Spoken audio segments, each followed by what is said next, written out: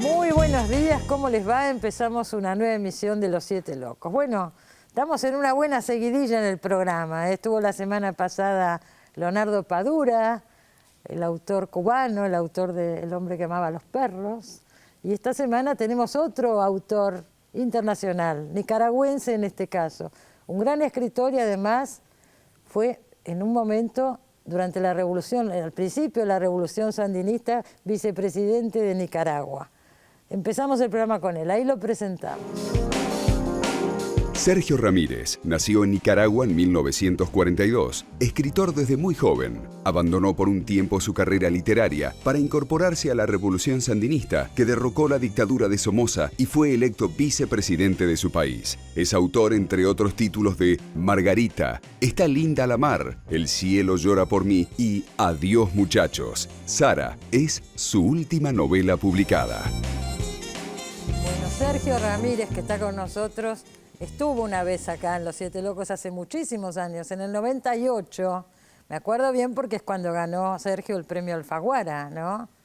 Margarita, ¿cómo se llama la novela? Está linda la mar. Margarita, está linda la mar, preciosa novela. Ahí fue un poco la consagración, se podría decir, ¿o bueno, no? es la primera vez que se convocaba el premio. Sí, y en ese para momento. mí fue un espaldarazo muy importante por la calidad del jurado. No sé si recuerdas que lo precedía Carlos Fuentes. Estaba Carlos Fuentes. Tomás Eloy Martínez en el jurado. Recuerdo. De manera que sí, fue un empujón muy grande en mi carrera literaria. Ahora que nombró a Carlos Fuentes, también ganó el premio Carlos Fuentes, ¿no? El premio Carlos Fuentes, que se creó hace un par de años, Sí. lo ganó primero Mario Vargas Llosa. Así es. Sí. En México. En México, sí, Sí. un premio creado por el gobierno y la Universidad Sí. de México. Un premio muy importante. Además, creo que en dinero también es muy importante ese Es premio, mucha ¿no? plata, sí. Sí. Hay un manejo enorme de dinero en la cultura en México que llama la atención. Puede uno sentirse rico temporalmente. Por un tiempito, por lo menos. Y ahora viene a presentar Sara. Sara, creo que, por lo que estuve viendo, en España salió hace unos años, ¿no es cierto? No, en España salió en abril. Ah, en abril de este Y año fue. luego en México, Ah. luego en Colombia y ahora en Argentina. Bueno, Sí. toma un personaje bíblico, Sí, muy atractivo. muy atractivo, Sí, la Sara historia de es- Sara y Abraham. Es una pareja, para mí, que es mis lecturas del Antiguo Testamento, que he sido un lector devoto. ¿Así? Bueno, la Biblia siempre me ha parecido un nido de historias muy intenso, muchísimas historias que contar o que recontar, que volver a contar. Y la historia de Sara y Abraham, esta pareja que recibió una orden de ponerse en marcha hacia una tierra desconocida para un destino que nadie les aclara por el momento de qué se trata. Y ella sigue a su marido, pero comienza ya a pensar después que por qué ciegamente va a seguir a su marido, comienza a cuestionarse cuál es el objeto de ese viaje, cuál es esa voz, a quién pertenece, que le da estas órdenes. Y ahí El mago le dicen, el mago. Ella llama al mago a un ser que todavía no tiene nombre, porque Claro. en el desierto es que nace el Dios único, Claro. sin nombre, prohíbe que le vean su rostro, prohíbe que lo nombren, no le gusta la risa, es un ser Nada, bastante no le gusta nada la risa. complicado para Bastante ella, ¿no? complicado. Sí. En la Biblia, en el Antiguo Testamento, no se habla tanto, es bastante, deja muchos baches esta historia, entonces para un escritor supongo que Es una gran tentación, es un una gran desafío. tentación, ¿no? Sí. Imaginar bien, detallar un poco qué pasó ahí. Sí, la historia del Génesis que habla de Sara y Abraham es bien escueta, Claro. es corta, de manera que uno puede abrir las líneas, meterse entre las líneas, explorar qué es lo que hay adentro, entre silencios y historias a medio contar, y realmente imaginar qué es lo que verdaderamente ha ocurrido con una mujer que, si te fijas bien, siempre es puesta como modelo de sumisión, de mansedumbre, de callar, de obedecer al marido. Y yo lo que descubro es una mujer que se rebela contra este destino que le han impuesto, que está llena de humor, de le prohíben contradicciones, reírse, de pasiones, de todo tipo. De pasiones, y eso es lo que le hace para mí un gran personaje. Bueno, sí, pero yo pensaba, es una reivindicación de la mujer, me parece también este libro. ¿Pasa un poco por ahí? Si uno compara lo que ocurría con Sara en su tiempo y lo que ocurre hoy con la mujer, pues yo diría que no hay mucha distancia, sobre todo porque nuestras sociedades siguen siendo muy patriarcales, muy masculinas, y donde el papel de la mujer no acaba de ser definido. Uno lee el libro, realmente un camino se ha recorrido. Es un camino muy largo, y si uno se fija bien, este largo camino de la mujer a través de la historia de la humanidad, se asombra mucho de saber que apenas a mitad del siglo pasado las mujeres no votaban, ni podían ser electas. Y uno dice, qué absurdo, ¿no? Hay niños que piensan que la televisión siempre existió. A color. Claro, no conciben que la televisión una vez fue en blanco y negro. No así mucha gente que no había internet. O que no había celulares. Todo cambió mucho en pocos años. Hay gente que no concibe, un joven no concibe cómo es que una mujer no podía votar ni ser electa hace apenas 50 años. ¿No? Bueno, Sara en su momento, por lo menos la Sara que describe Sergio Ramírez, se rebela mucho contra todo eso. Se la pasa escuchando detrás de unas cortinas, pero interviene a su manera, dentro de lo que la dejan, interviene. Sí, yo creo que la situación de sumisión de una mujer llama inmediatamente a la rebeldía. Eso de que una mujer solamente puede escuchar las conversaciones detrás de la cortina, no intervenir en las conversaciones de los hombres, no opinar, y esa rebelión comienza a gestarse dentro de ella y a preguntarse que por qué su destino tiene que ser así. Y estamos hablando de los inicios de la historia humana. ¿Cuánto no habrá ocurrido desde entonces, ¿no? En cuanto a esas preguntas que la mujer se sigue repitiendo? Y eso es lo que la novela quiere reflejar, esta serie de preguntas. Acá el sumiso es Abraham, no ella. Él es el que acepta todos los designios divinos de este mago, ¿no? Sí, su papel parece ser ese, ¿no? De que de repente se le aparece un niño en la novela y le dice que tiene que ir hacia una tierra extranjera hostil, está llena de tribus enemigas, es otra religión, otra lengua, y él comienza este viaje, porque también esta novela es la historia de un viaje, la historia bíblica es la historia de un viaje, como tantas otras piezas de la literatura. Seguro. Y la mujer comienza a seguirlo, de su marido, lo sigue, pero después ve que comienza a preguntarse cuál es el sentido de este viaje, porque la promesa es de que van a fundar un gran pueblo, pero ahí solo hay arena, solo hay piedras, hostilidad, malas cosechas, pobreza. Y entonces eso es un acicate para las preguntas de ella. Además, es una mujer estéril, que la voz esta que lo guía siempre le está prometiendo que va a tener, no solo va a tener un hijo, va a ser madre de un pueblo nuevo, de una estirpe, ¿no? Sí. Y ella no ve que eso se concrete. Bueno, ahí están estos datos que la novela juega con esto, ¿no? Ella es madre a los 90 años, creo. Esa es otra contradicción que llama a la curiosidad, ¿no? Porque Sara, según el relato, tiene 90 años, 100 años, no sé, una cosa así.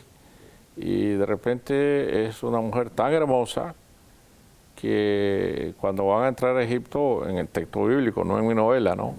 Abraham le dice, mira, vamos a fingir que tú eres mi hermana y yo soy tu hermano, porque si el faraón, cuando te vea que eres tan hermosa, se va a prendar de ti y te va a querer hacer llevar a su harén, a hacerse su mujer. Y él acepta todo eso. Y entonces a mí me va a querer matar.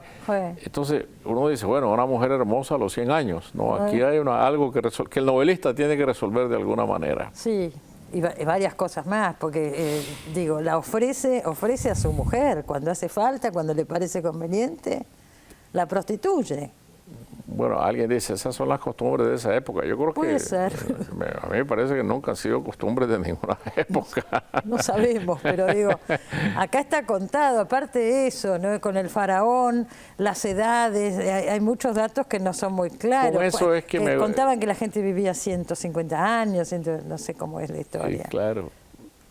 Puede haberse tratado de otra forma de contar el tiempo, pero esas son contradicciones singulares que el narrador de la novela, que se sitúa muy cerca de Sara, y este narrador está lleno de humor, sabe explotar las contradicciones, explota, ¿no? Porque sabe también que Dios, el mago, personaje de la novela, no ve el tiempo como nosotros lo vemos, pasado, presente y futuro, sino que es capaz de verlo todo al mismo tiempo. Claro, ahí se confunde más la cosa. Exactamente. Todavía. Entonces, por lo tanto, ese es un recurso del narrador también, poder ver el futuro, claro, como que fuera presente. Como que fuera presente. Bueno, está ese episodio tremendo donde Dios, el mago, le ordena sacrificar a su propio hijo, ¿no es cierto? Y él acepta.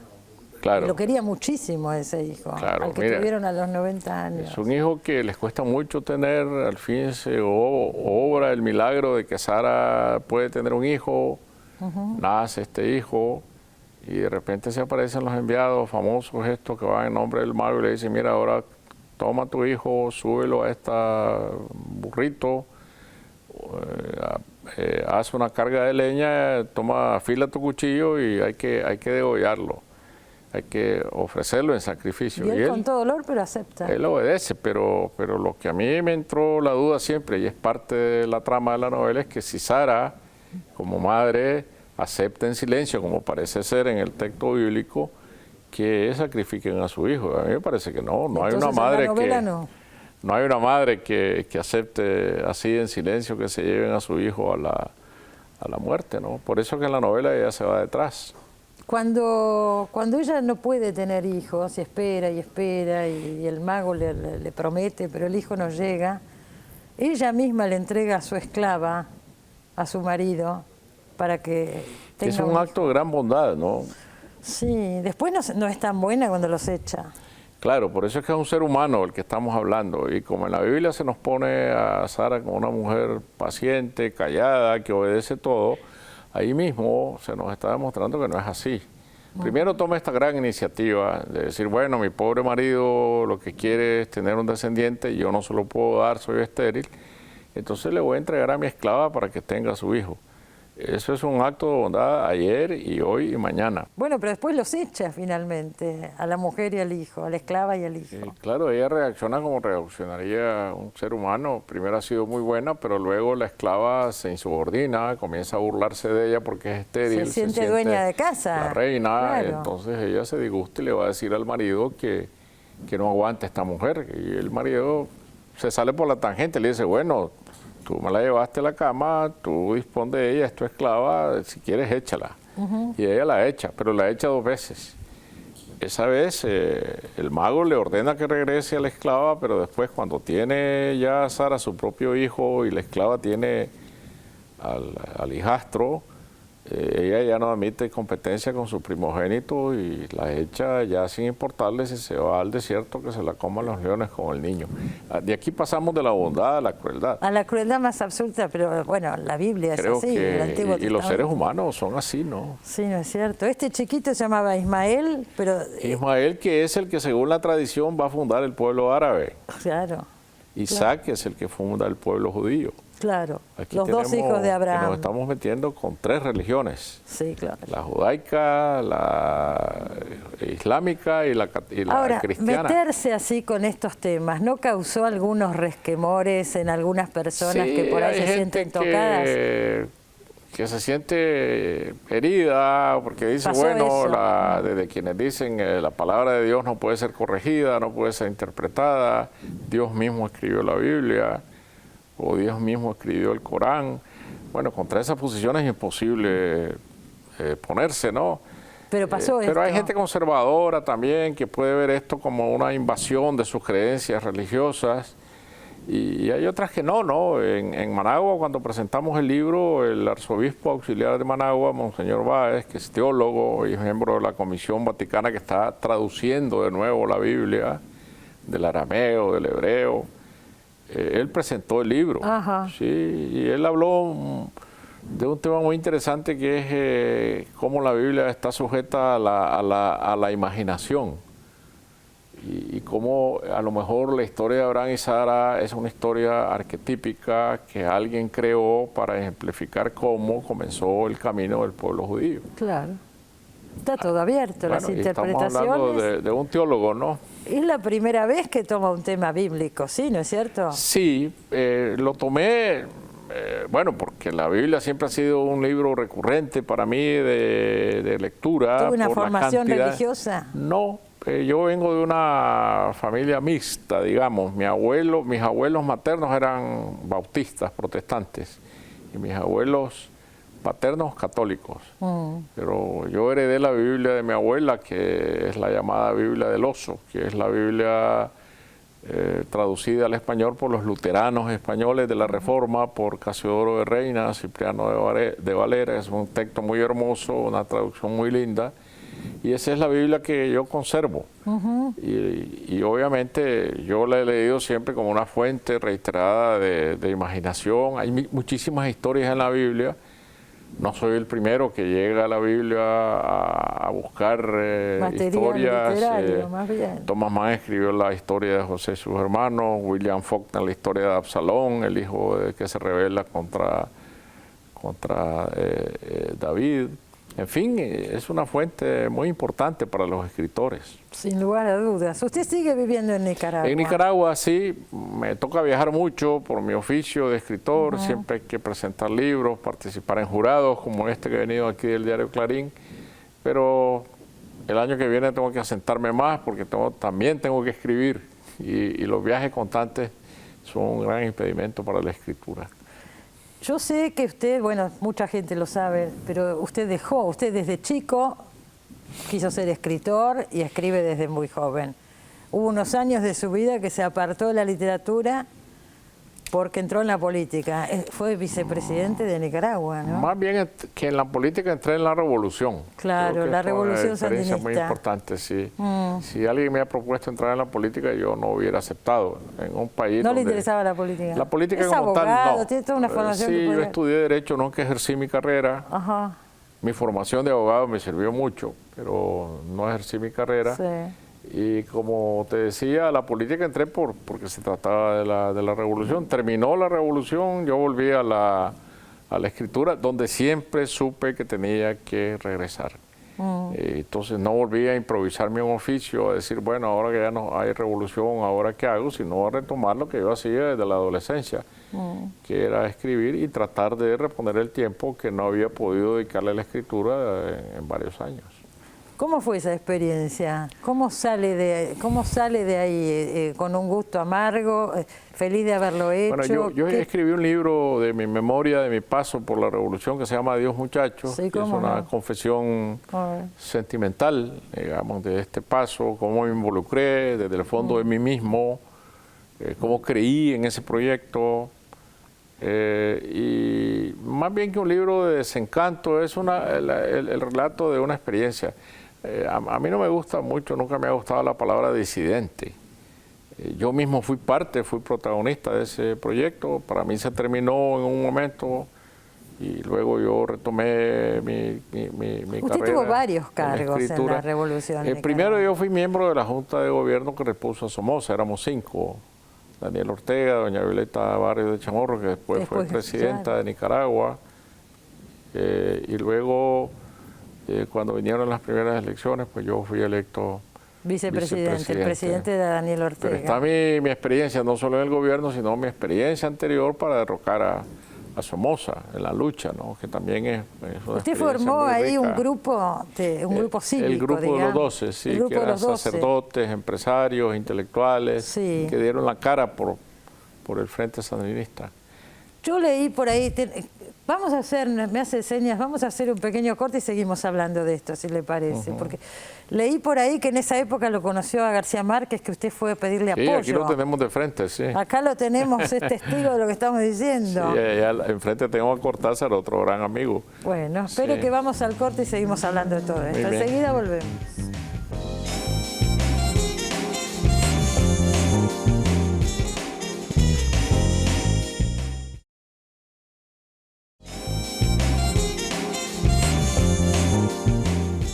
Seguimos hablando con Sergio Ramírez y nos está contando su experiencia en la revolución en Nicaragua. La revolución fue en el 79, ¿no es cierto? El triunfo de la revolución en el 79. En el 79. ¿Y ya se venía gestando este movimiento? Sí, y es un movimiento donde, como decías antes, tuvo que ver Gabo y tuvo que ver Julio. Julio Cortázar también. Sí, apoyó. yo a Julio lo conocí en el 76, cuando él vino a Costa Rica a dar unas charlas al Teatro Nacional y estaba Ernesto Cardenal en San José, que vino a escucharlo y lo invitamos entre los dos a venir a Solentiname, que era la comunidad campesina que Ernesto tenía en el Gran Lago de Nicaragua, y lo llevamos clandestino porque no pasamos por las aduanas ni por las migraciones de Somoza. Sí. Y ese fin de semana lo pasamos ahí en el archipiélago, estuvimos en la misa. Julio comentó la misa, hay un libro de testimonios de esas misas donde está Julio opinando sobre el Evangelio, muy lindo, el diálogo.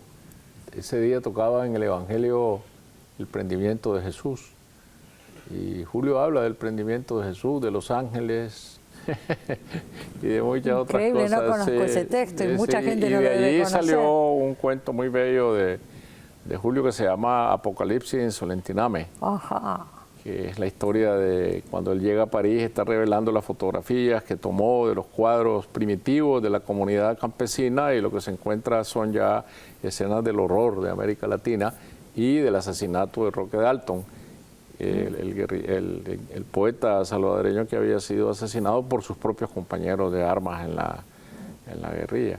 Y Julio después del triunfo de la revolución vino varias veces a Nicaragua con Carol Dunlop. Yo escribí un libro sobre mi relación con Julio que se llama Estás en Nicaragua, cuando se murió. Y él también tiene un libro sobre Nicaragua, ¿no es cierto? Sí, Nicaragua tan violentamente dulce. Sí. Claro, sí. Y luego a Gabo yo lo fui a buscar a Bogotá en el año 77. Para pedirle el apoyo a la revolución. Para pedirle el apoyo, que fuera a hablar con Carlos Andrés Pérez. En Venezuela. En Venezuela él estaba filmando La Mala Hora, estaban filmando La Mala Hora en los estudios de la RTI en Bogotá. Hablé con él y él de inmediato aceptó irse a Caracas en el avión siguiente a hablar con Carlos Andrés Pérez, que tenía que reconocer al gobierno que iba a resultar de la insurrección sandinista. Y bueno, a partir de entonces nuestra amistad, que nació por esa razón, se volvió una amistad literaria. Cuando triunfó la revolución, él vino a Nicaragua en 1980, se quedó en nuestra casa en Managua, estuvo 2 o 3 veces en nuestra casa. Y bueno, yo con la revolución me gané estas 2 grandes amistades que también me dio la literatura. Y supongo que muchas otras. Sí, Carlos Fuentes. Fuentes, por ejemplo, por supuesto, Carlos Fuentes. Bueno, en ese momento, ¿no es cierto?, de toda la intelectualidad latinoamericana. Sí, que estaban los ojos sobre Nicaragua ahora, los reflectores se apagaron. Sí, ¿por qué será? Porque Nicaragua no es un país de primer orden en el interés mundial, ¿no? Es un país como cualquier otro, bajo un gobierno autoritario, gris, entonces no despierta la atención de nadie. Ahora, estamos hablando del mismo, de Daniel Ortega, porque era el presidente en ese... O sea, hubo un distanciamiento muy grande en algún momento. Bueno, ahora Daniel Ortega tiene 10 años de ser presidente y se va a reelegir el año que viene, no creo que nadie se lo impida, y ya llevaremos 15, solo de este periodo, más 10 del periodo anterior, 25 años. Sergio, cuando usted dejó la vicepresidencia, porque se terminó el mandato, ahí sube Violeta Chamorro, ¿no es cierto? Sí, gana las elecciones doña Violeta y el sandinismo le entrega las elecciones a doña Violeta. Y usted pasa al Parlamento. Usted pasa al Parlamento ahí. Yo paso al Parlamento algunos años y después ¿Y hay una reforma constitucional ahí o no? Reformamos la Constitución para hacerla más democrática. Y ahí vino ya la disidencia, la lucha, y tuvimos que fundar un nuevo partido, y ya en el 96 yo perdí las elecciones a las que me presenté como candidato. Y se presentó como candidato a presidente. Por un nuevo partido, el Movimiento Renovador Sandinista. Pero ahí ya era hacer política, ya no era la revolución.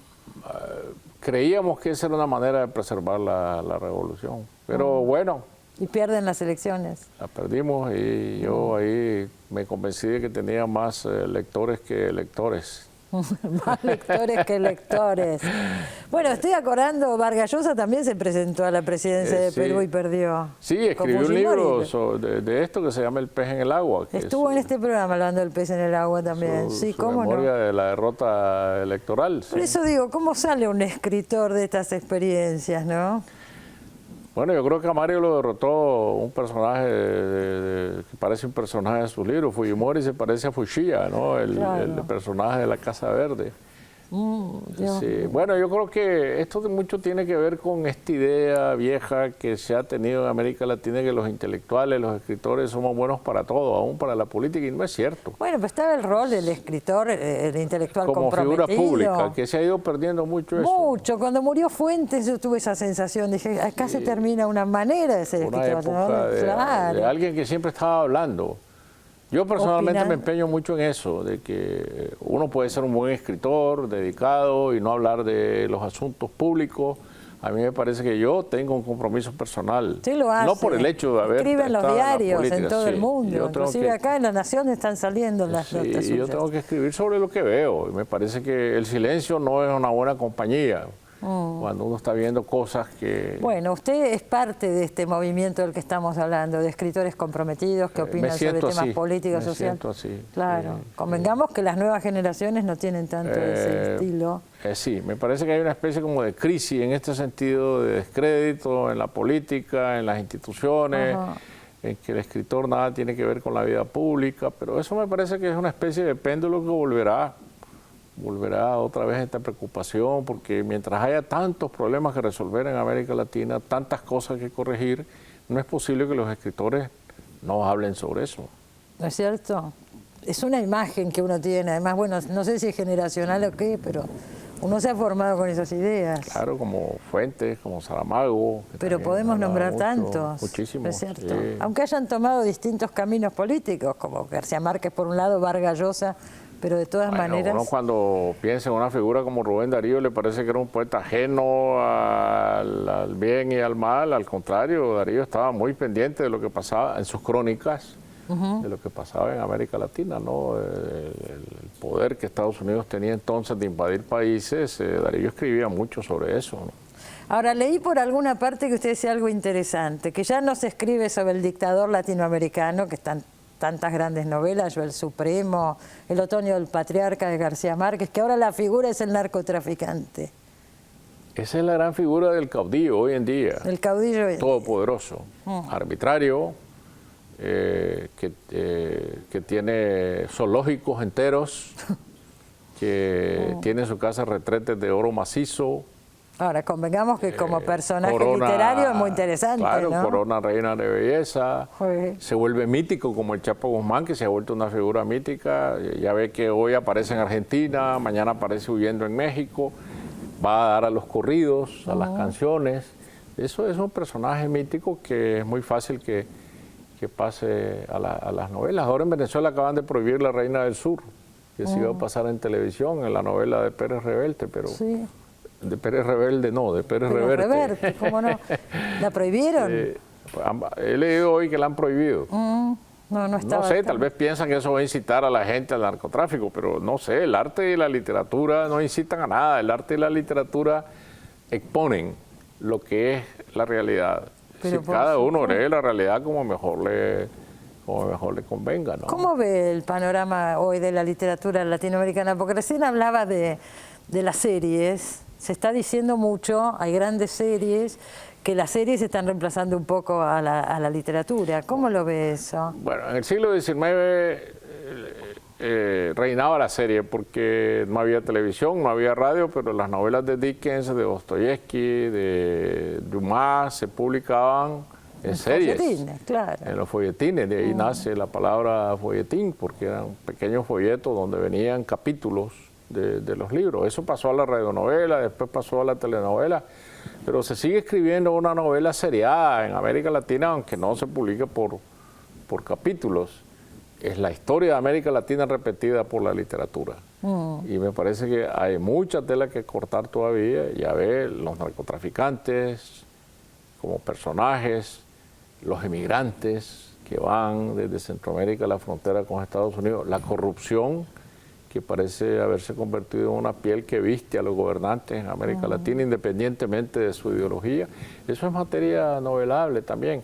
Ahora, puede haber buenas novelas que no toquen estos temas, que exploren el mundo íntimo, interno de cada quien. Usted acaba de escribir sobre un personaje bíblico. Exacto. pero no implica la obligación de escribir sobre los temas públicos, pero hay muy buenas novelas sobre el ámbito público. Me parece que en la medida en que en América Latina subsistan estas anormalidades, y el día que habrá este tipo de novela, el día que en América Latina las instituciones funcionen a la perfección, los jueces fallen conforme la justicia. Ahí no hay conflicto para ninguna novela. No, los novelistas nos vamos con la música a otra parte. ¿No es cierto? Muchísimas gracias por haber venido. Me alegró mucho tener esta charla con usted. Y acuérdese, Sara, el nuevo libro de Sergio Ramírez y toda la obra de Sergio Ramírez, que por suerte se consigue. Hay varios libros que creo que están en circulación en la Argentina. Alfaguara, sí. Sí, bueno, en la editorial que publica desde que ganó el premio ahí en el 98 premio, sí. Y nos conocimos. Gracias. Gracias, Cristina, muy amable. Gracias.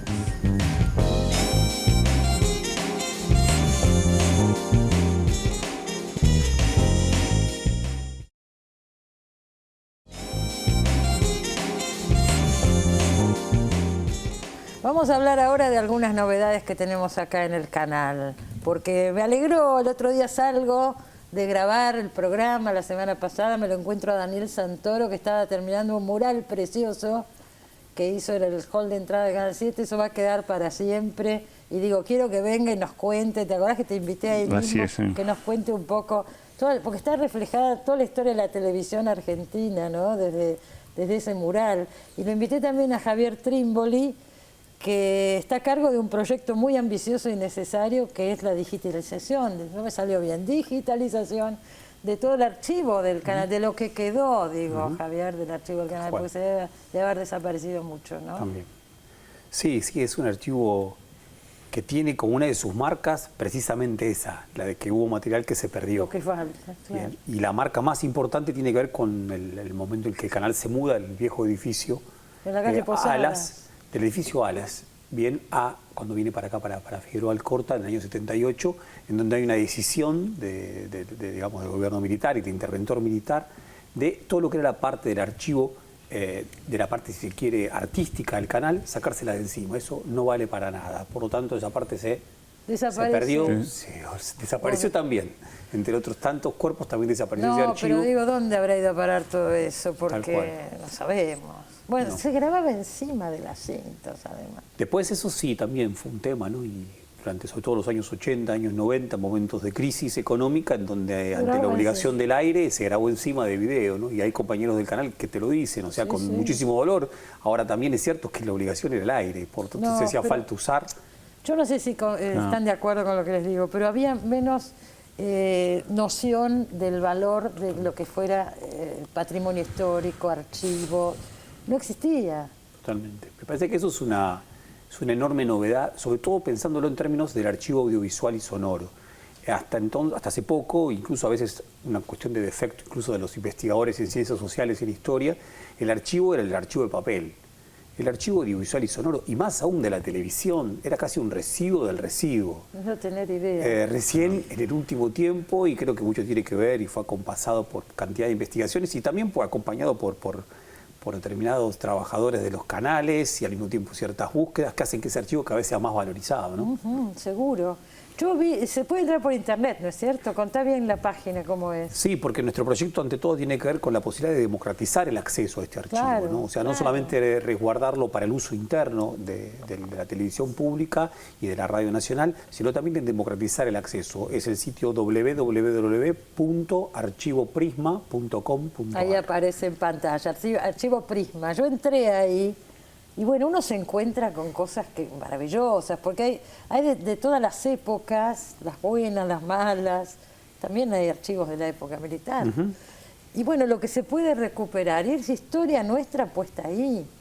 Hasta hace unos años, bueno, Internet ha logrado esto, ¿no? Que tengamos acceso a muchas cosas.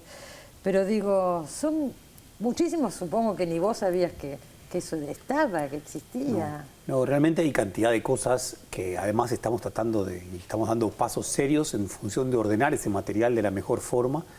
En parte también lo que hacemos nosotros no es solamente digitalizarlo y subirlo a la web en función de esta democratización del acceso, sino también rodearlo de la información necesaria para que cada uno de esos archivos que subimos tenga un contexto que permita alcanzar algún sentido alrededor de lo que se está viendo, ¿no? Y sí tiene mucho de enorme sorpresa. Quizás a veces no nos encontramos con lo que era más pensable o imaginable que nos íbamos a encontrar, pero nos encontramos con enormes sorpresas, bien que, a ver, hace poquito comentábamos esa cadena nacional entre Monzón y Lanuse, conversando con Monzón después de una de sus peleas de Monzón en defensa del título contra Griffith, en una larguísima cadena nacional, bueno, que es fenomenal, entre otras cosas también para discutir que es la cuestión del populismo, esto de usar el deporte en función de la política. Bien, un general presidente de la Nación, muy ligado a la tradición liberal argentina, sin embargo también hacía ese uso, ¿no? Bueno, si pensamos en el Mundial 78, ¿qué te puedo decir? ¿No? Tal cual. Este canal, para el que por ahí hay gente joven que no lo sabe, se hizo para el Mundial, ¿no es cierto? Tal cual. Se inauguró este edificio en el Mundial. El Mundial que además se emitió para todos los países en color y en la Argentina se emitía en blanco y negro, No ¿no? teníamos Este canal televisión todavía no color, teníamos color. No. Tal cual. Bueno, y respecto al Mundial hemos conseguido un material que nunca se había visto. Entre otras cosas, todo el momento de la... primero la ceremonia inaugural entera está con el propio discurso de Videla, donde hay un aplauso muy tibio de la cancha de River. De todas formas, la cámara lo que hace es encuadrar muy claramente la imagen sobre aquellos que rodean a Videla. Claro. Y es un discurso, además, es un discurso de cuartel, ¿no? Es un discurso así de sargentón, notable, y también sobre digamos, el acto de cierre del Mundial. Todo eso está en la web ya para verse. Y hay un montón de material, la mayor parte todavía no fue subido, pero la mayor parte. Hay que seguir trabajando en esto. La mayor parte. Realmente. ¿Cuántas horas son? Y yo creo que realmente tenemos un estimado que no creo que esté tan ajeno a lo cierto, pero serán aproximadamente 100.000 horas que tenemos de material, entre material del canal, de la radio, a lo que se suma, te agrego esto porque es algo, una novedad que va a suceder dentro de muy poco. Estamos firmando varios convenios, entre otros, por ejemplo, ahora un convenio con la Biblioteca Florentino Meguino de Venado Tuerto y con Ciencias Sociales, a partir del cual vamos a poder digitalizar el último lote, el último momento de los sucesos argentinos, el famoso noticiario, que tiene un momento cooperativo que va entre el año 72 y el año 80, que no se vio nunca. Se preservaron esas latas y nosotros ahora las estamos digitalizando con nuestro transfer de digitalización fílmico.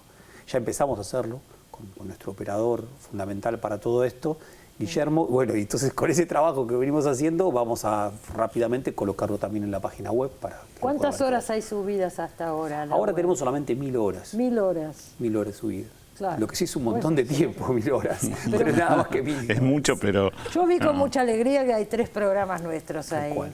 Hay un programa con Sábato, hay otro con Jacobo Timerman, y hay un programa de la serie que hicimos con Feynman hace unos años acá que se llamaba El Cine por Asalto. Tal cual. Así que gracias. ¿Quién eligió eso? Y va a seguir habiendo. Lo elegimos sí en el equipo. Muchas gracias, Javier. La verdad que me puse contenta. Digo, en 1.000 horas tener 3 no está tan mal. Bueno, contá un poquito, Daniel, de la historia del mural. Mira, en realidad fue una invitación de Tristán Bauer y Martín Bonavetti a hacer algo. La idea era que había una pared enorme en la entrada, que es esa que da el de Estudio 1, o sea, todo el pasillo. El pasillo central. Yo quiero agregar, hay gente que ha venido, otra que no, al Canal 7, en la televisión pública. Hay un mural de Marta Minujín desde hace unos cuantos años ya. Que sigue estando. Sí, claro, lo preservamos. Claro, lo preservamos, un poco lo pusimos en valor también. Es un graffiti, en realidad, que hizo una noche, creo que estuvo por acá y hizo eso. Bueno, es un lindo testimonio artístico. Sí. Así que sí, por supuesto, lo respetamos. La pared tiene 33 metros de largo por 4 metros de alto. Y interactúa mucho con el edificio. El edificio está todo modulado. Cada 7 metros hay una columna, es como un damero. Y entonces son 5 módulos del edificio. Y entonces eso no se puede ignorar porque como hay esa interacción con la arquitectura, por eso es un mural en el sentido tradicional de los murales agarrados a una arquitectura determinada, para un lugar determinado, no podría estar en otro sitio, porque respeta esa modulación y entonces es una experiencia, porque no hay mucho hecho en ese sentido. Tal vez el último gran trabajo que se hizo, más allá del de Siqueiros, que tiene otro contexto, es el de la Galerías Pacífico, ¿te acordás? Que bueno, ahora todavía se ven en el shopping, pero bueno, era un lindo, también una linda propuesta. compara con México, qué sé yo, no hay una tradición de murales. No hay, exactamente. Sí, ¿Para vos es tu primer mural? Sí, por supuesto, claro. Así en ese calibre por lo menos, ¿no? Y ya te digo, no es un cuadro grande que uno dice, bueno, lo sacamos de acá, lo podemos poner, no. Es un mural para ese lugar, ¿no? Es muy específico. Y entonces, bueno, a partir de la modulación, de las columnas que hay cada 7 metros, entonces también de alguna manera la imagen tiene que tener ese tipo de, digamos, de interacción que hace que se lean en 5 grandes espacios, digamos, 5 grandes escenas que se van enlazando entre sí. Y la idea se me ocurrió, digo, bueno, ya es la televisión, una historia de la televisión, digamos, con un criterio un poco, si se quiere, antiguo, pedagógico también, como la vieja usanza, un poco con la referencia de México que decís. Entonces, bueno, esa fue la historia. Entonces, a partir de eso ya me agarré de un tema, y el tema es muy fuerte. Entonces, por supuesto, la primera imagen tenía que ser la primera transmisión, el contexto técnico de esa primera transmisión que está en el... La primera transmisión fue un discurso de Vaperón. Claro, ¿cierto? fue el discurso de Vaperón, ahí está en un televisor. Yo usé el lenguaje de televisores, digamos, que marcan también la época, y en cada televisor sucede algo. Un poco como Javier hace con el archivo, yo hago como un archivo congelado, es una especie de vuelta hacia atrás, la tecnología... Todas las caras famosas a lo largo de los años, las caras... Claro, un poco, eso un poco lo hicimos con mi hijo, que es muy buen retratista, entonces bueno, también... ¿Te acordás que el día que me lo mostraste yo reconocía las caras enseguida, estaba contento él, porque dice, bueno, tenía miedo con Pinky, que no... Entonces, pero no le salía bien Pinky.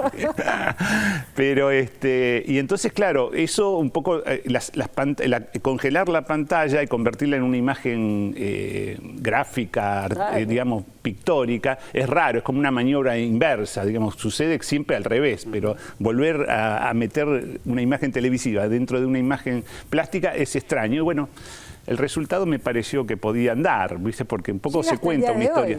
Claro, y llega hasta el día de hoy, o sea, suceden todos en esos 5 módulos, 5 periodos históricos. El segundo es ya cuando se instala la imagen televisiva como, digamos, entra en el hogar y produce ya otro nuevo contexto. Por eso hay una casita ahí abierta y hay una pila de televisores con todos los grandes programas, sobre todo de década del 60, ¿no? Cuando se instaura esa gran mitología, Caradagian, Marrone, Biondi, ¿no? Piluso, todos, ¿no? Sí. Y entonces ese es el segundo módulo. Siempre en un primer plano está todo el contexto técnico, o sea, los que producen la imagen están como en un contraluz, como sucede realmente, ¿no? Claro. Siempre están en una especie de contraluz, la parte iluminada es la escena, y en el mural también hay un segundo plano donde sucede la escena, la captura, digamos, la pantalla, y hay un tercer plano que se me ocurrió, es muy barroco, por eso la lectura también tiene su lectura un poco lenta, porque hay un tercer plano donde sucede la realidad, que se ve por unas calles y se ve a veces, digamos, los pocos recortes de la realidad que puede dar la televisión. La televisión no es la realidad. Entonces es una captura, digamos, un recorte. Y entonces eso un poco yo lo relato también, entonces sucede el cordobazo, todas las cosas, el golpe, la lucha de las madres, digamos, todo eso está por detrás en una especie de tercer plano que no se ve mucho, digamos, no se ve todo el tiempo. Y bueno, van hasta el último módulo donde está la actualidad, que termina con el ARSAT. Con el ARSAT, ahí termina. En el medio está Neustadt. Está Neustadt, todo el periodo de los 90, que está justo, está sobre el mural de Marta Minujín.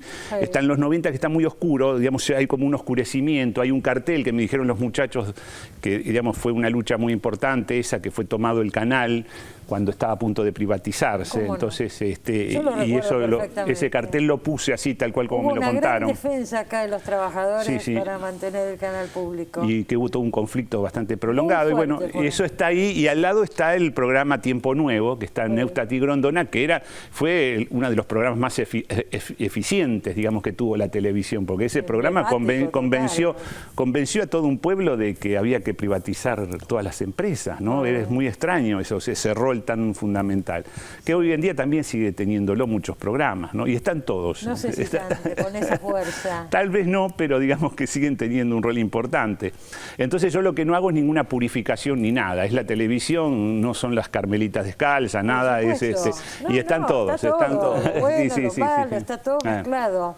Yo quiero decir que esto está abierto al público, vamos a invitar a la gente que venga y lo vea. Es el hall central de Canal 7, hay también un museo que tenemos hace muchos años. Muy lindo el museo nuevo, ¿no? A mí me gusta mucho, sí, con viejos aparatos, la historia del canal. Bueno, y ahora tenemos la digitalización. Se ve que me cuesta esa palabra, porque 2 veces otra vez. La digitalización, que podemos entrar por la web. Tal cual. Y espero que sigan y pongan mucho más material. Sí, a mí me parece que de alguna manera son proyectos que están no solamente porque surgieron al mismo tiempo, pero tienen como una necesidad implican la posibilidad de la televisión de narrarse a sí misma, ¿no? Y de hacerse cargo de todo su relieve tan complicado, con tantos momentos oscuros, con tantos otros momentos tan interesantes. Escuchaba recién cuando Daniel hablaba de esto, evidentemente la televisión no es la realidad. Nosotros con nuestro archivo, ¿con qué nos encontramos?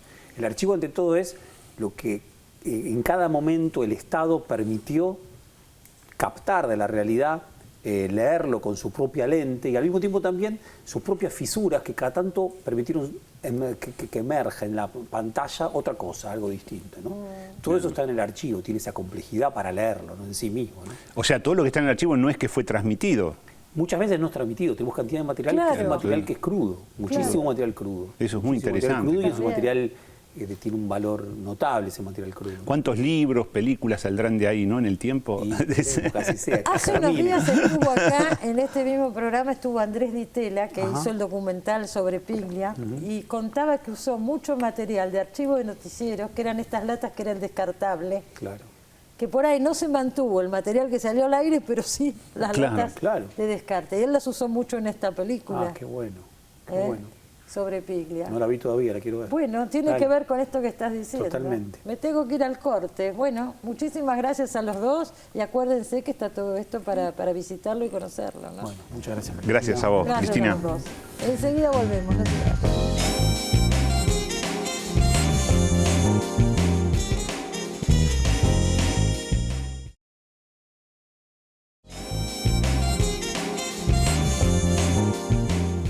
Bueno, señores, ya se acabó el tiempo, nos estamos despidiendo.